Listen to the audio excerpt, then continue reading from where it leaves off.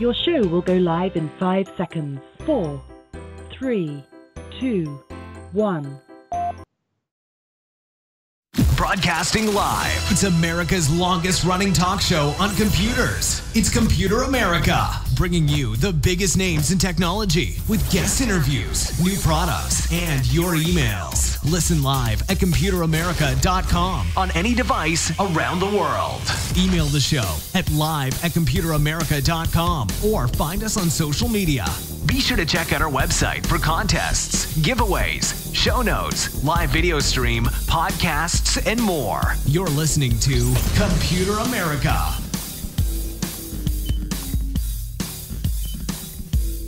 Hello and welcome into the Computer America Show. We are the nation's longest running, nationally syndicated radio talk show on computers and technology. Thank you so much for joining us, and I'm your host, Ben Crossman. I'm glad that you could join us because we have a great show planned for you today, as we have one of our favorite correspondents, Mr. Dariush Derakhshani, here with us to talk all about computer graphics, CGI, and anything related that you might want to know about, well, CGI in general. This is the guy to do it. So before we jump into our interview with him, a few things, including computeramerica.com. That's where you'll find everything from links to stories to articles, videos, blah, blah, blah. Anything related to the show will be at computeramerica.com, so that if you're busy, if you're occupied, well, we got you covered and you can check it out there. Also, while you're there, be sure to check out the audio video archives if you miss anything, as well as the podcast. Although the podcast of Computer America is pretty much, I think at this point, might have to kind of wrangle in, tune in. But yeah, we're on every major platform out there, so check that out. All right. So, and while you're there, we have the social media contest. We'll be giving away a prize on Friday. And, the live video stream where you can, kind of join in another fashion to the Computer America Show. So, with all of that being said, we're going to jump into our interview with Dariush Derakhshani, longtime Computer America correspondent. He is an educator. He does CGI for a living. He has worked on numerous projects and is just an all-around very interesting guy to talk to. So, Dariush, thank you for joining us on Computer America once again. Thank you for having me. It's always good to be here, Ben.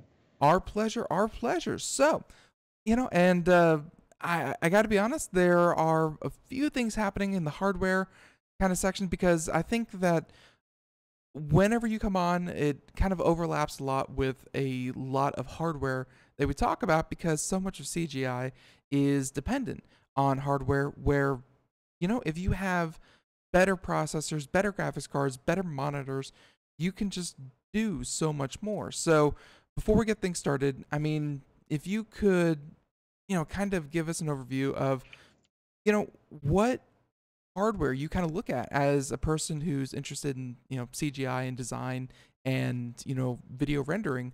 What kind of hardware kind of has you most interested? And then we'll transition that into BenQ. Yeah, right on. It's a really good question. If you're a hobbyist, or if you're a enthusiast, or even a professional, one of the first things you really want to look into is a strong, stable, fast system that's got a good graphics subsystem to it, meaning a video card. But you want to get a good CPU, a good amount of memory, at least 16 gigs.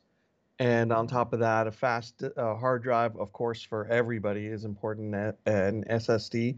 We've talked about that in the past. And then your graphics card is going to drive your display. And there's a couple of reasons why you would want a powerful graphics card. One is if you're doing a lot of large data sets, if you have really large models, if you're building very large environments with lots of poly counts, you're going to want a graphics card that can handle that sort of display, especially in shaded display, to give you an idea of the volume as opposed to just looking at wireframes. So graphics card is good there. And then in the ever emerging and always evolving field of GPU rendering, where you're offloading a lot of your final output, whether it's to frames or obviously if you're doing a game engine, that's when a really good GPU is gonna pay off. Right. So all that combines Mhm. into a heck of a machine, and can run you a couple $1,000s, if I'm being honest here. And all of that, of course, the hardware, the graphics card, all that combines. But again, I kind of want to transition that into the monitor, because being able to render everything and stuff like that, I mean, if you don't have a clear representation of what you're working with or on, then how hard is it to really work on a project? It's almost impossible if your screen is not a good one. You're going to end up seeing something slightly differently than your partners or your colleagues or your client.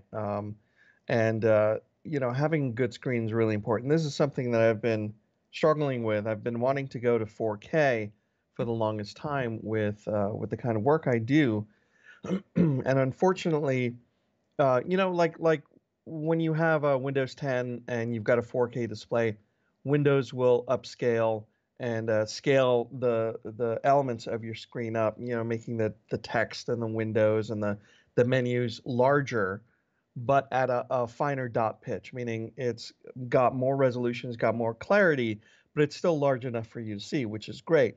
However, with current digital content creation applications, namely 3D applications, at least in my experience so far, have not been very, very good to be compatible with the Windows scaling feature. So their interfaces, especially because I record a lot of videos, I need their interfaces to be correct. So at 4K, it's really, really tiny. The text is small, the windows are small, especially, and I know we talked about this a little bit last week, Mm-hmm. especially when you're on 24 inches or less, or on a laptop. 4K becomes difficult with these applications because of the scaling issues. They do work. Windows 10 will scale Maya interface or 3ds Max interface just fine, but there are certain little parts of it that don't work very well. Your checkboxes end up being much larger than they should be, but the text is still small.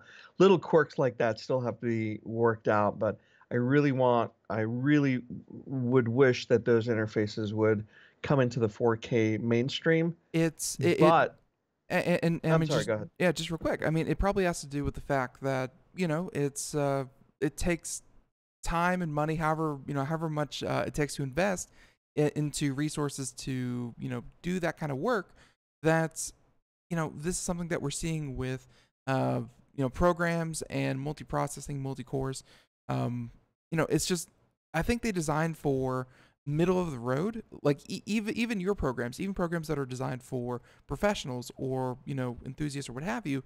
They still designed for like middle of the road, and 4K for home televisions, it's here. But I think for applications and actually working in 4K, that's still, I think, in a lot of people's minds, on the horizon. Absolutely, absolutely. But I think that's where processing power is going to go to next. I think over the next half generation or so, we're going to see that it's going to be more about parallel processing, and GPU definitely has that in spades over CPUs, which tend to be a little bit more serial processing. And I say this with a huge abundance of ignorance on the engineering of the issues, but this is just from the slightly educated opinions I've been able to form from reading these things and being involved with it. But I think GPU is going to play a bigger role, and it has, step by step. Like some video editing applications will offload encoding and transcoding to the GPU because it ends up being faster on the GPU than on the CPU in most cases. So I think that's going to be the trend, where the CPU is going to end up just being the traffic cop for a computer and just sort of directing what goes where. Hmm. But I think more and more processing should hit up the GPUs for that, and there's quite a few reasons why you'd want to have a couple of I've really high-end GPUs if you're doing that sort of work. Yeah, I've heard that argument, like not just although I think it's died down over the past couple of years, but I remember like maybe 2 or 3 years ago, maybe like with this current generation of consoles, they were talking about C GPUs, or combining the two, and or at least integrating the two into one another, and essentially what you're just saying, take a lot of the workload off of the CPU. CPU wouldn't really be doing that much anymore, and then the GPU does the majority of it. That idea kind of went away, but I mean, it does make a lot of sense because CPU is, I think, very limited in just its engineering. Although we're going to talk a little bit later in the show about how they're still making advancements, but the GPU is advancing very, very quickly, I think, compared to the technology that goes into a CPU. So, I mean, they might one day eventually combine, but I don't know. Until then, we still have both. So I'm sorry, but yeah. So graphics card, monitor, offloading, 4K, application, text too small, things like that. But I mean, let's get into having a 4K monitor. Is it something that you think people would enjoy, especially kind of professionals who are working on design? I assume that you're coming from a 1080p or one of those widescreen whatever it was. Would you recommend an upgrade? Not just BenQ, but just any upgrade. Yeah, well, I wouldn't recommend doing 4K at anything really under 27 inch, unless you have tremendous eyesight. I think it's a little bit of a strain, especially for somebody my age. I think that the 27-inch is the minimum, and I used to have a 27-inch 4K screen, which unfortunately ran into some hardware issues and started failing on me, but it was a pretty good screen. However, it was a little bit of a strain on me. Again, I'm 45. My eyesight's not fantastic, but I really enjoyed that screen. And when it went down, I had a hard time sort of figuring out which way to go. And that's why I was really excited when I heard about BenQ's new lineup of professional monitors. They've just really stepped into the space, and I've had a chance to check out one of their 32-inch. This is the PD 3200U. They sent it to me about 2 weeks ago, and I've had it running 24/7 since then. It's 32 inches, it's 4K, and it's great. I think size-wise, it's just perfect for my feeble eyes to deal with, and it has a really nice, crisp, accurate display. So I also have, and this is really important for digital professionals who work in color and final output a lot, an HP Dream Color display. And the Dream Color is a magnificent, magnificent machine. This is not at 2K, I'm sorry, it's not at 4K, it's at 2560 by 1440, which is good resolution.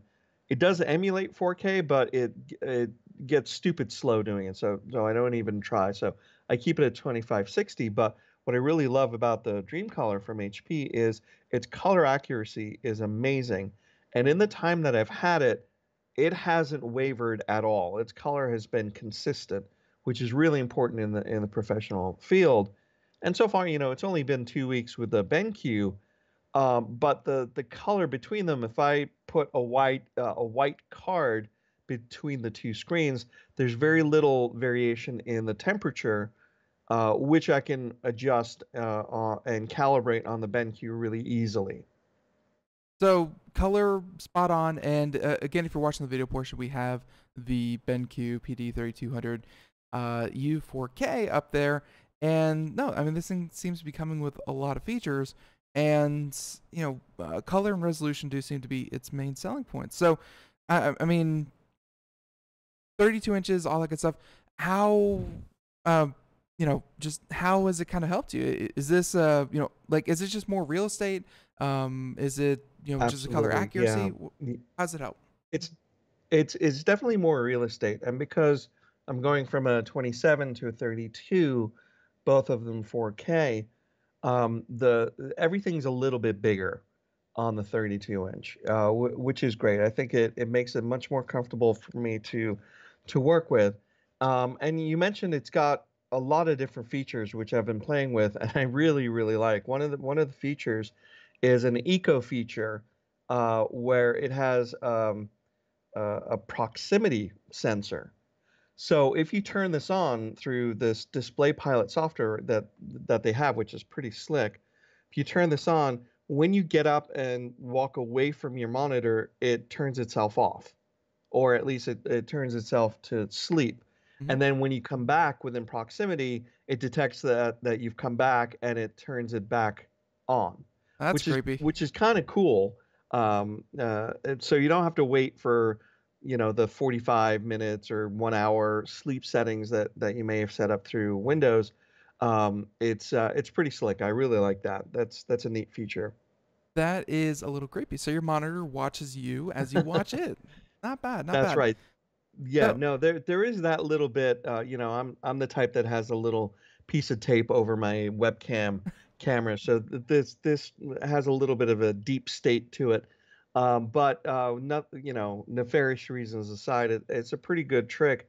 If you're in an office, if your space is easily viewed from different places, this is a good way to have a little bit of privacy control as well. It's not secure. I mean, anybody obviously can walk up to it and set off the proximity and turn it back on, but right. it's a good way to keep your neighbors from snooping on your Google habits when you walk away from your screen, which is cool. And that's just one of the things. It's got a number of other uh, uh, features. It has this little hotkey puck that comes with it. It plugs into a USB port on the back of the screen, and that allows you to switch color modes really quickly, which is fabulous. I don't have to go into the menu and hit up a bunch of times or anything. I Mhm. just hit a button and I'm able to go from regular sRGB display, which is what pretty much everybody's looking at, and I can go into a CAD display, for example, which really boosts the contrast to make viewing wireframes a lot easier and a lot simpler on the eyes. And then I can pop into a low blue light. If you've got an iPhone, for example, at some point you can turn on its night mode, Yeah. and it reduces the amount of blue light that it emits because I guess it fries your brain into wanting to be awake forever. So that's kind of cool. Lets you do the low blue light, and I just hit the little button. I can switch between these really quickly, and it nestles into the base of the stand, which is really pretty versatile. But I took it off the stand and I have it on a desk arm. And you would think a 32-inch monitor on a pivoting desk arm might be a little dicey, but this unit is actually not heavier than the 27-inch that I had on it. So my Ergotron desk mount does really well. So I can just grab it and position it, pull it, and put it anywhere on my desktop.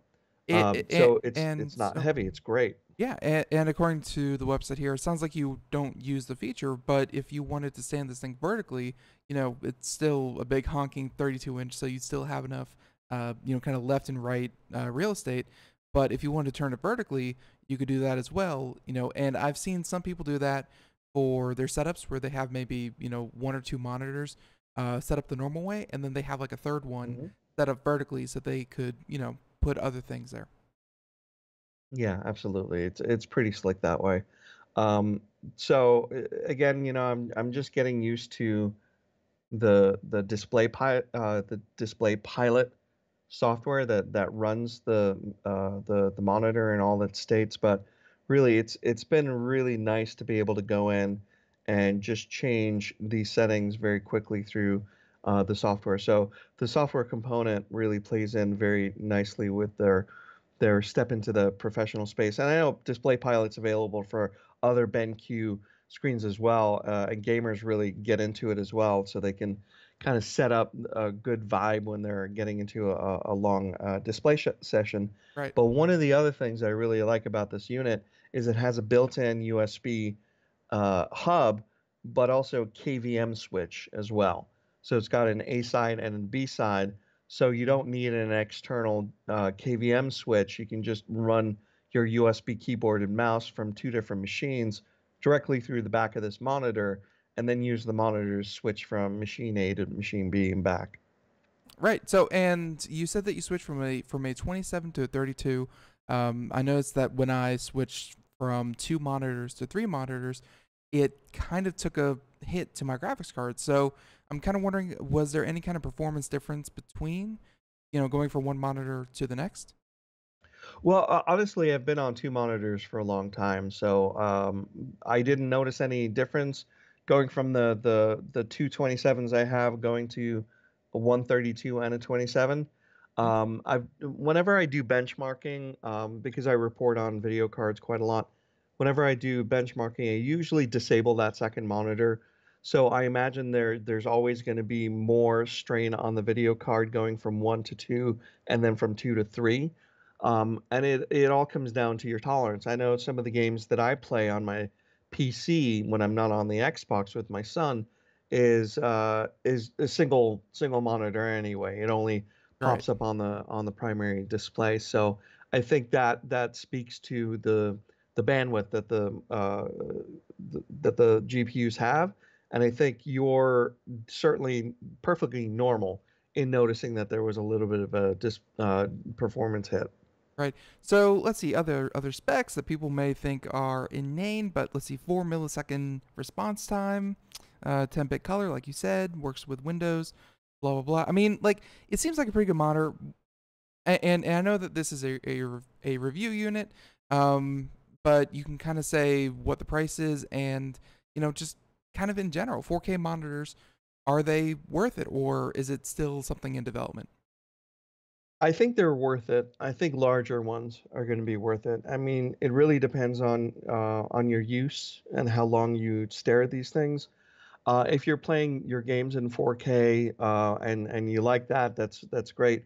The bigger, the better. Obviously, the further back you can be from the screen. But I do a lot of writing. I do a lot of 3D work. I do a lot of color work. I do a lot of compositing and Photoshop work. So accuracy is very important, but so is screen space. So I think 4K is definitely worth it if it's big enough not to be a strain. And for me, 27 was pretty good. 32 is definitely is going to cinch it. And when I was looking at pricing when my earlier 27-inch started dying, I was seeing prices upwards of $900 to $1,000 for a good 27 or higher inch screen for 4K. And keep in mind, I'm always looking for an IPS panel that's 10-bit capable, as opposed to some of the less expensive TN panels, which have a faster response rate but aren't as color accurate. That's one of the things about this BenQ that's pretty interesting, is that the response rate is really fast. Um, Traditionally, with IPS professional screens, your response rate isn't quite as fast. So um, I haven't fired up a game on the screen quite yet, but I'm definitely piqued by the fact that this is at a gamer level, not like a pro gamer level, Right. but the response rates are pretty darn quick. Well, and I don't doubt that in the least, because BenQ, again, none of this is sponsored by BenQ. Although BenQ, please reach out. But um, I will say that they have one of the best gaming monitors on the market, although they are kind of sequestered into their gaming monitor, kind of section of BenQ. This is more the Right. professional, what have you.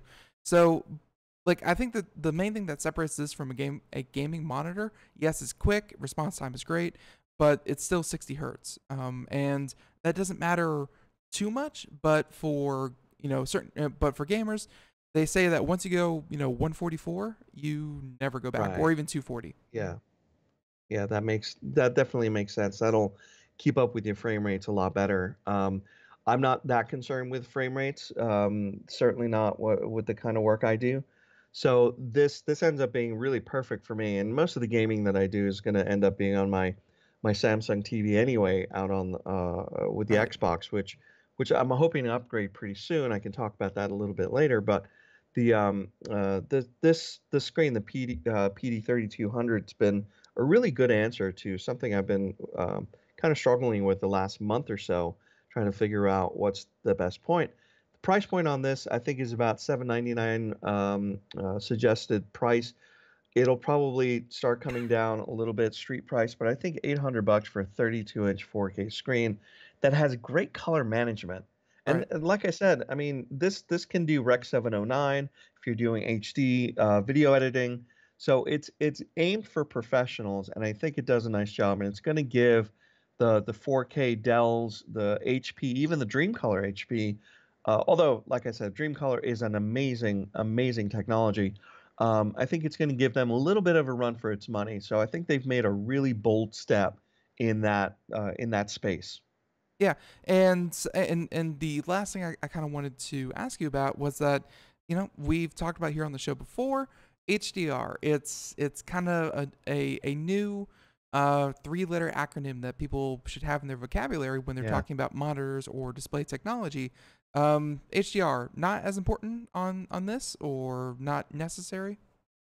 No, not really. Not for this so much. If I'm producing HDR content on the video finishing side, then yeah, I'd want to have an HDR capable screen to see how the colors are coming through. But I'm not at that part of the post-production process so much. HDR right now, it's pretty emerging. There's lots of different TVs that support HDR here or there. I know that Christmas is coming around the corner, or the holiday season coming around the corner, and I'm probably going to be looking at the Xbox One X, which does 4K. I have the regular Xbox One, Hmm? so I'm looking forward to moving up to 4K. And the One X as well as the One S both have HDR, and I've done a lot of YouTubing to take a look at that. And I've got a sad face that my TV, which was a pretty high-end model when I bought it early in 2014, does not really support HDR. It does support 4K, but maybe not at 60 hertz on some of the HD. It's a little mixed bag. But I discovered that Samsung has the Evolution kit, which is this breakout box that connects to the back of the screen and then basically takes over. It's a new processor, and has support for HDMI 2 on all its HDMI ports, and it also handles HDR. So it's kind of cool because it saturates and boosts the screen color a bit. Right? I know you're thinking, well, on my TV I can do that through the settings, just kind of boost the saturation and turn up the contrast. But I think HDR has a wider color gamut. What that means is if you boost your contrast and your saturation on a regular, let's say 8-bit image, you're going to start getting color banding, you'll get some noise, and it won't look that great. But if you're doing it on a more high dynamic range image, you get much more throughput. It looks much better because the information of what are all the ranges between black and white, there's more data there to be actually displayed than there would be with like an 8-bit JPEG, for example. The Yeah. data with an 8-bit JPEG just isn't there to be able to push that image to be a higher, richer color where HDR does. Right. So yeah, and I was just checking out the Xbox One X. I didn't realize it's coming out like in 3 months or so. So yeah, pretty close. And you're right. I think a lot of people ran into that where 4K technology came out. It was kind of the next big must-have, and then it turns out that HDR was kind of like truly the next must-have technology. And myself included, I got a 55-inch 4K television about 2 years ago, last year, something like that, and it didn't have HDR either. So yeah, I think a lot of people are feeling that pain. So Yeah, yeah, sad face. But yeah, keep in mind, only HDR content will give you that right, sort of resolution. So a show has to be shot and broadcast or streamed in HDR for you to get the full benefit of that. And that's that's a really small segment of really what's out there. So I wouldn't have a tremendous sad face, but I know for people like you and me, we want to be on the bleeding edge as much as possible. So I commiserate with your sad face on that. Yeah. No, it's but you know what? We'll live, we'll adapt, and we will continue to grow. So, Absolutely. Hey, Darius, the music means we have to take a break, and when we come back, let's talk a bit about processors. And Intel has a new announcement, just came out yesterday, and AMD came out with an announcement last week. So we'll come back. More Computer America just after this. We are all Brother Wolf. 10 years ago, a group of locals banded together to create positive change. We took animals into our homes, held adoption events at local retailers, and talked to the community about our mission to help build a no-kill Asheville. A decade later, we have achieved so many victories for animals in need. There's been so much progress, yet there's still so much to do. As part of our year-long celebration, we encourage you to become a member of our special Compassionate Circle program. With a monthly donation of $10 or more, you will have behind-the-scenes access to the work we are doing at Brother Wolf. Our goal is to reach 1,000 members because we receive no government funding. Working together, we can help build and sustain no-kill communities. Learn more at compassionatecircle.bwar.org. We are a 501c3 tax-deductible organization.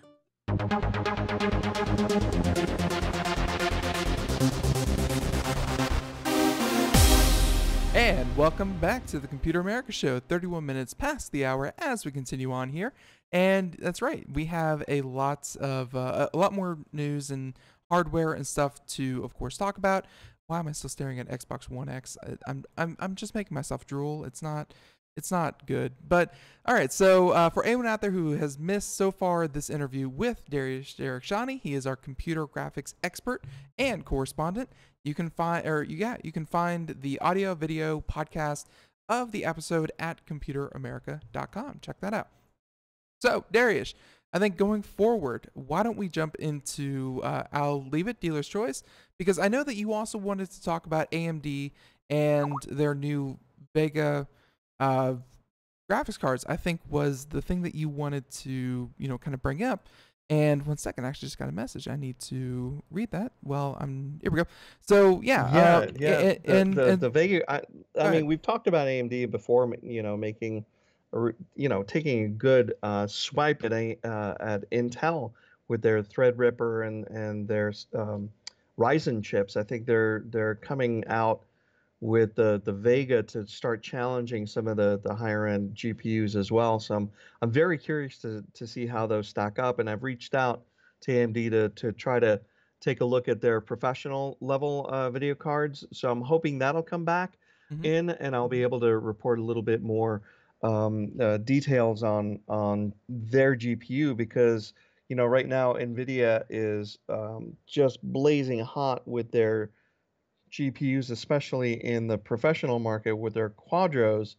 And I was at an industry graphics show called CGraph recently here in LA.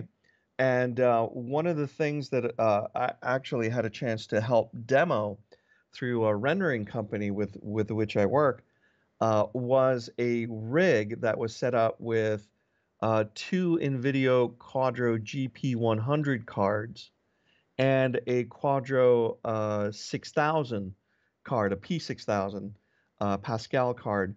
And basically, we set up a scene in 3ds Max that had, wait for it, 96 million polygons in it.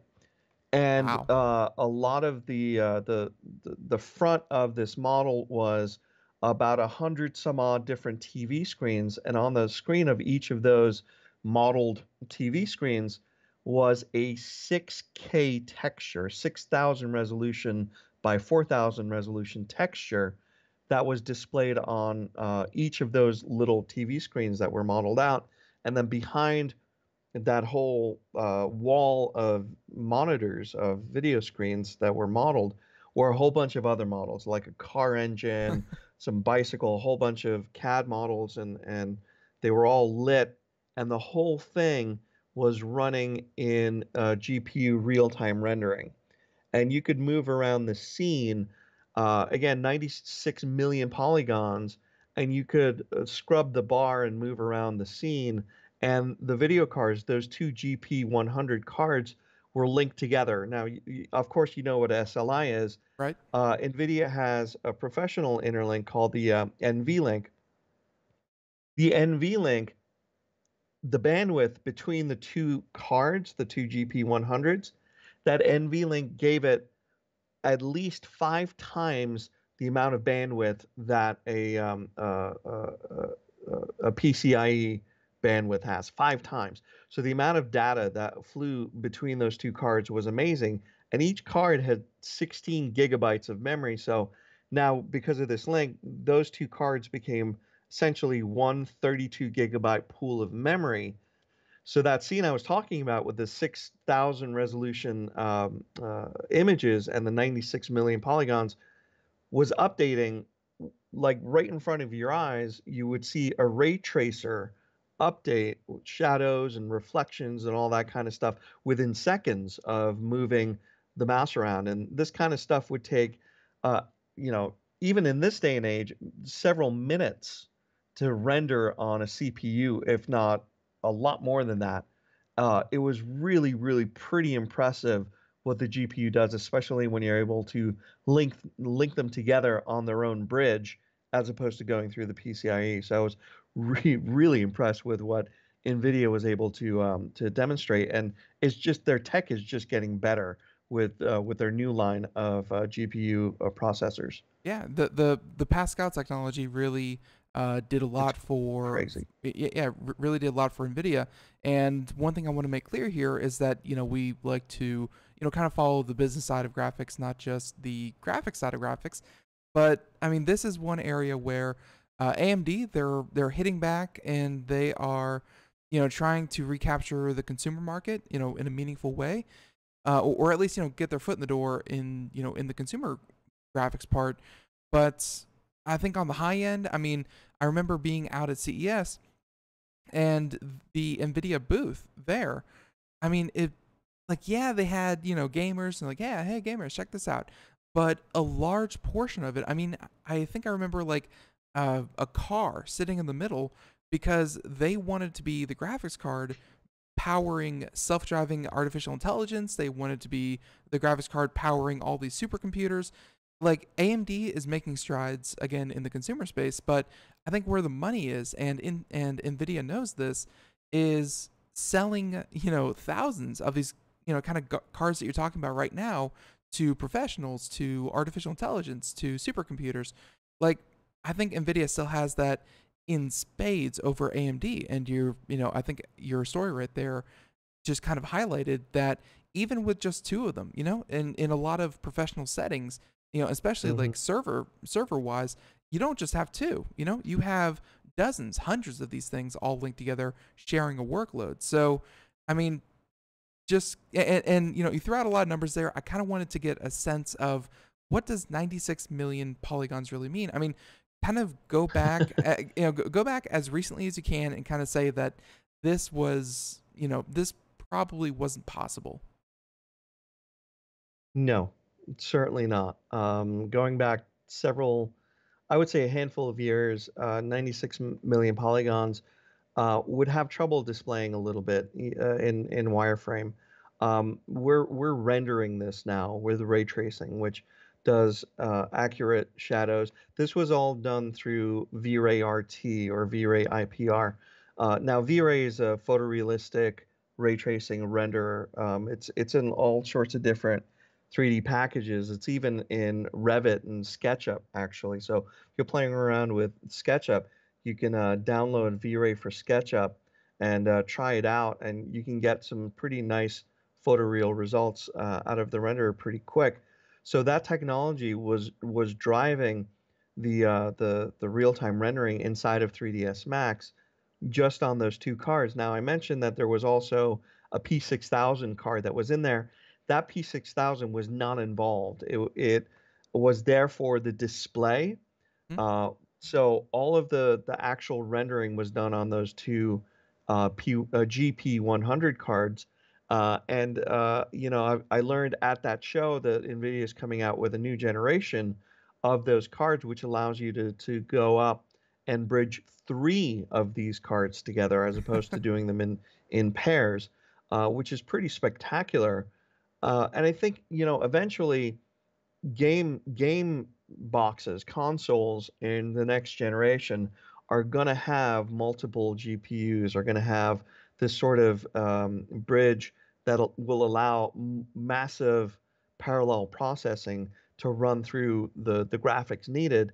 And I would love one day to be able to see a game played with the kind of quality and ray tracing and photoreal rendering that you would get out of a V-Ray render without ever having to hit the CPU and waiting minutes or hours of frame. And I recall a car commercial that I worked on quite a number of years ago. This is probably about 6 or 7 years ago, so it's not that long ago.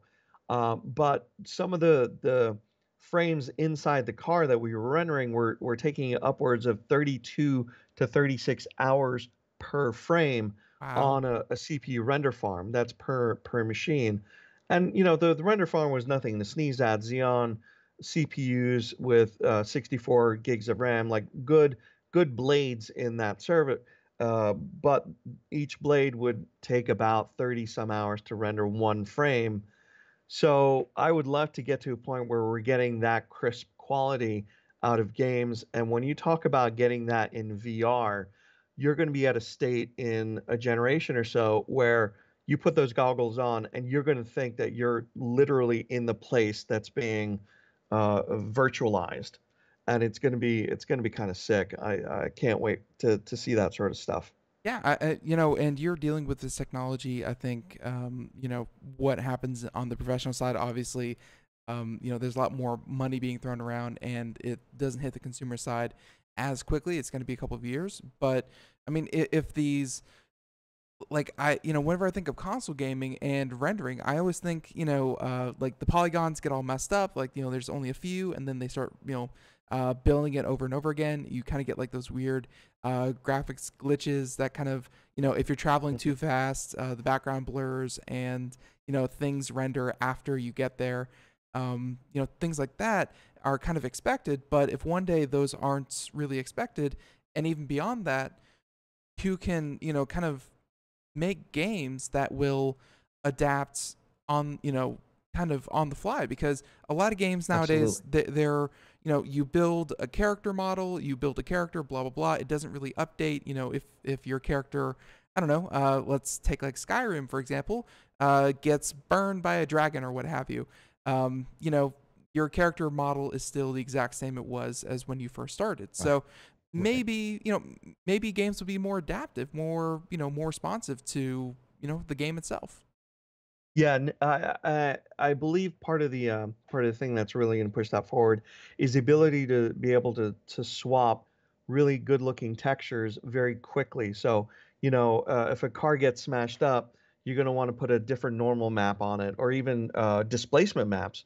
Dare I say, at some point in the future on the car, so it starts looking smashed up, or even start swapping out geometry really quick. And the memory throughput and how much that video card can handle in memory and how much it can hold and process is a key component to doing that, as well as ray tracing and being able to look good and have great HDR environment and have a really nice reflection response. And that trade show I talked about, the Chaos Group, the makers of V-Ray, were talking about their new project is porting V-Ray into the Unreal Engine, which is a great step in getting that sort of photorealistic look coming into games. And as good as games look, I was just watching my son play Final Fantasy 15, and it looked pretty boss. I have to admit, but it's still not at a point where you feel like a wood surface or a metal surface is really metallic or wood. And I think I'd love to get to that point, and I think there's a lot of visualization in architecture that will benefit hugely, and architects are all over V-Ray for sure, especially because it's in Revit as well, where they can do a lot of visualizing in in Revit, even in their CAD program or their BIM program, without having to go out into a 3ds Max and retool everything and then wait an hour or so for render. So you can really start to see what surfaces look like. And I think the mass market approach, as you mentioned earlier, with NVIDIA trying to get into their AI thinking for cars, the mass market ends up being gamers and getting in there, getting into games and being the de facto look, and then also obviously VR, because all of that is real time. And if you have the capability, the hardware to really push the look of your VR experience, your game experience at a real time, 60 frames a second at least, sort of thing, you're going to have an amazing game on your hands. Yeah, and it's always so weird that for the consumer market and for gaming, AMD, uh, you know, compared to Nvidia, and they are making a lot of strides like we've just been talking about. But it seems like AMD, time and time again, is able to get these contracts for the Xbox One. I believe like this generation of consoles have been AMD graphics cards Yes, the entire they have way. been. Yeah. So They have been. I think AMD has always been good at an excellent price to performance ratio. Although they may not have hit taken the crown with the sheer performance, they have struck a really nice chord with how much you pay for the power that you get back out. And I've always lauded AMD for that over the years as I've looked at their Fire GL and their Fire Pro line of cards over the many years. So I'm really hoping to get my hands on some new generation to see how the Vega competes with a Pascal, to see if they're really going for the performance crown like they seem to be with the CPU, and maybe even actually getting it in the CPU. I'd like to see if they're able to do that with the GPU, or if they're just continuing their price to performance sort of heritage. right. So and with that being said, I mean, again, we've been checking out the graphics card that you sent over, and my God, what a beast! But yeah, why don't we bring this a little bit closer back down to earth? I'm not saying it's going to be feasible for a lot of people, but in these last I don't know 10 or so minutes, if we could talk quickly about the the processors, and so talked a lot about graphics cards today. That's great. That's of course important in CGI. CPUs. I really feel like over the course of the show, you've been kind of marginalizing the importance of them because really a lot of work that you do and a lot of time that you save comes Mhm. at the expense of a graphics card. But hey, a CPU is still important for Absolutely. is still important. So with that being said, I'll let you choose AMD or Intel. We can continue with AMD, go over to Intel. But for everyone out there, AMD last week released their pricing scheme for the Ryzen chips, the Threadripper, and a few more specs. And on the Intel side, yesterday they announced Icy Lake, I believe, is the new one. So Mhm. I'll let you decide, AMD or Intel. Which way do you want to go first? Well, I'm comparing right now the one of the Ryzen 7 level 7 series chips to the Skylake that I've got now, and seeing some interesting results. Nothing that I can really comfortably report on quite yet, but I'd love to jump into where Intel is going Sure. with the new process, because they're going from the 14 nanometer down to 10 with the next two generations. And I'm curious because I've been wanting to upgrade my Skylake for a while, but with KB Lake and I guess Coffee Lake, really not much of a performance upgrade to go through the cost and the trouble.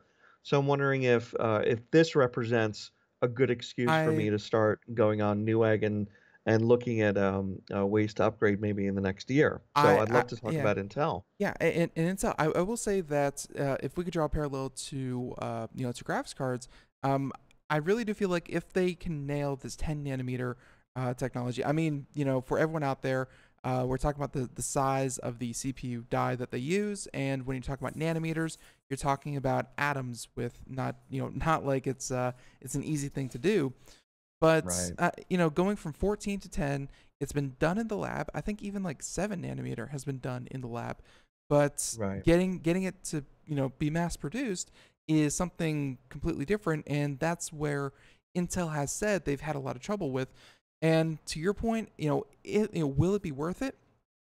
I kind of want to say that this is the same kind of breakthrough that led NVIDIA to get the Pascal, was that they were able Right. to shrink their die size Right. and get more transistors onto the GPU. So, hey, it may be. So, yeah, Yeah, yeah, go ahead. I'm certainly hoping it is. Yeah.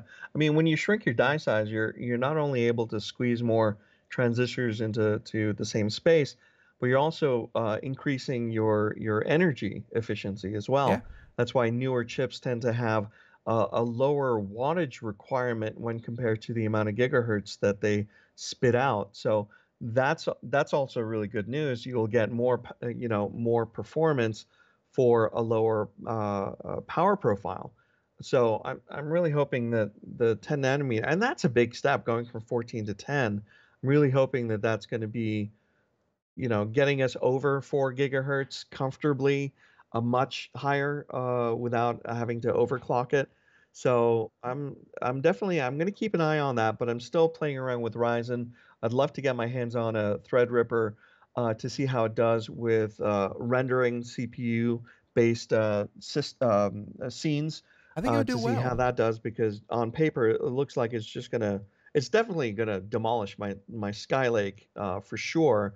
But even compared to the newer generation Intel chips, it looks like um, it's gonna pull ahead. Right, yeah, and there's a few things to talk about on the AMD side. The last point I wanted to make about the Intel, again, this is Icy Lake. This is the generation after Coffee Lake or whatever it is. But anyways, they are scheduled for 2018/2019 release date, so we're still 2 generations from it. And if they can finally get it, to your point, where it's more energy efficient, that also means that one of the big derailers of CPUs is when they get overheated because they handle too much electricity. They get overloaded, and they get to the melting point. I think most people stop at about 90 degrees Celsius before their CPU starts to boil and melt. Yeah, with less electricity running through it, the better the heat, the easier it is to deal with the amount of heat that it generates, and the faster you can then overclock it to, like you said, a reasonable speed over 4 comfortably. I think is going to be, over 4 completely possible. I'm thinking this is going to be the race to, a comfortable 5 is, kind of what this next iteration is going to be aiming for. But as to your comment on the AMD Threadripper, we covered it a bit, and their top end, like their tippy top, as opposed to the Intel tippy top, which goes all the way from like $1,700 to even $2,000. AMD tops out at $1,000, and like I'm not sure how important multi-threading is in the CPU, but that really seems to be what AMD is kind of going for, and they seem to be hitting it, hitting it strong. How important do you think multi-threading is? Like, I get in the future it's probably going to be, normal, but Right. as currently in the professional space, how do you see multi-threading? I think professional space, it's necessary. You're talking about servers will definitely soak up as many threads as they can get. With workstations, sure, certainly some processes when you're in a 3D package like Maya will only use 1 or 2 threads, but rendering certainly uses up all the threads it can get. So when you're able to actually render something in the background and still have a couple of threads left over to keep working and not have second machine, I think that's pretty good. And the more threads you have, the faster you're going to be able to CPU render, which is also really important. Some applications, some video editing, some image editing applications will definitely take advantage of multiple threads as well. So I think you really have to look at your workflow, see what you use, see what tools you have, and determine if they will be able to take advantage of many more threads, or if you're going to be topped at a certain number of threads for most of the work that you do, and make that decision from there. But I think generally speaking, if I can kind of swing swing a wide statement. I would think that it's pretty important in the professional space. I think it's critical when you're talking about server space. Um, Games, we talked a little bit about this a little while ago. It depends if you have enough games that really pull on the number of threads, or if you should be spending your hard-earned money on a good GPU. Right. Yeah, it's that is certainly a struggle, but there has to be a balance, of course, and that's why I'm kind of with you. Like I purchased an i7 7700K. Not disappointed with that at all because one thing that I really love is individual core speed and all of these multi-threaded. Like I could probably do a lot more at the same time, but for my processor, each one goes to 4.2. I have them overclocked to like 4.5 or 4.8, whatever it is. And, I'm completely happy with that. So, multi-threading is important. It's just, I don't think it's as important right now for general consumers or anything other than, server space. So I agree. yeah. So there you have it. And AMD Threadripper, they did announce that they're going on sale. It was somewhere here in the article.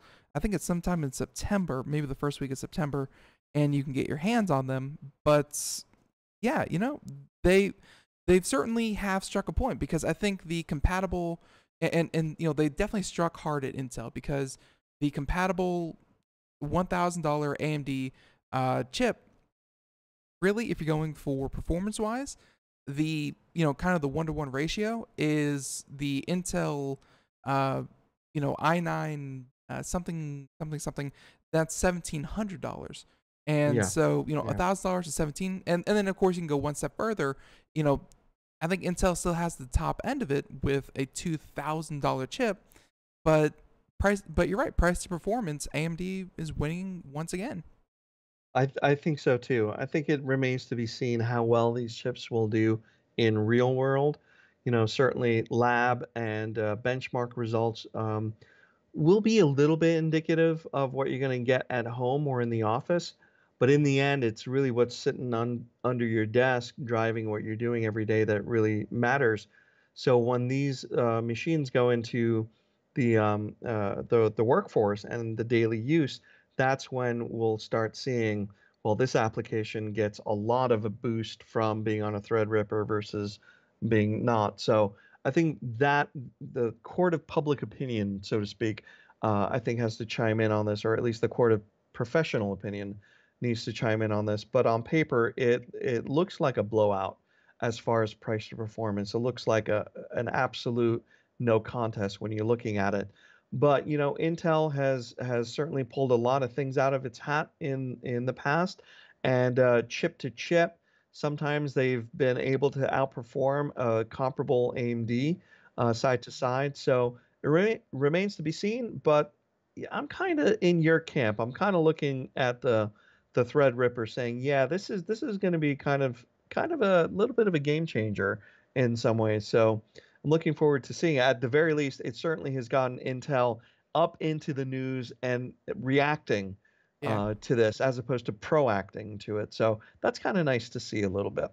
And I have heard from others that's the software side, just kind of the how to get the most resources out of your CPU. Intel has that down to a literal science. So Yeah. the hardware specs are one thing, but the the firmware, the software that utilizes the CPU Right.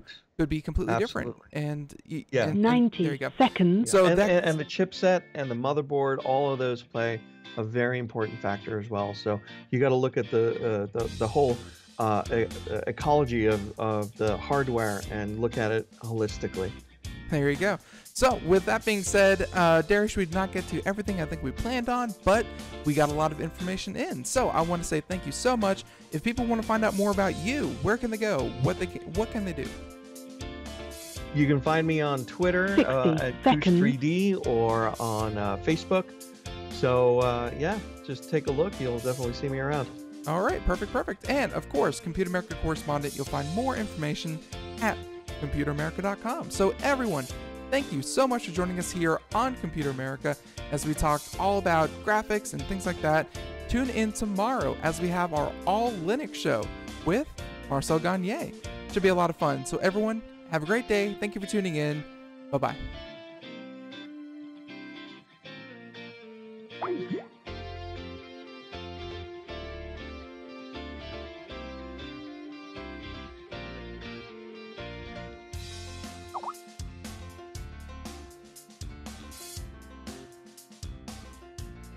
Ten seconds.